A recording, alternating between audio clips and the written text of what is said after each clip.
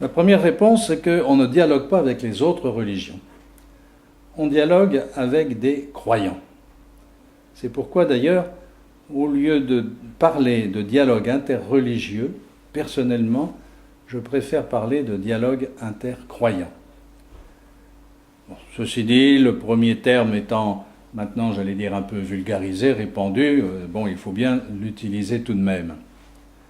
Alors, on dialogue avec des croyants, avec d'autres croyants, avec des croyants qui se réfèrent à d'autres religions que la mienne.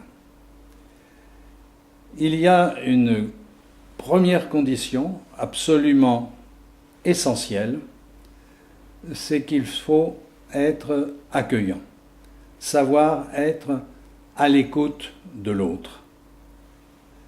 Ne pas chercher à lui imposer tout de suite ma propre vérité.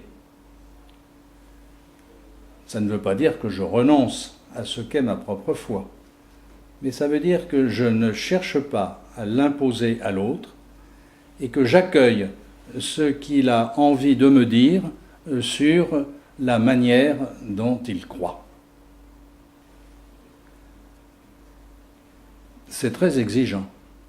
C'est plus facile d'y faire.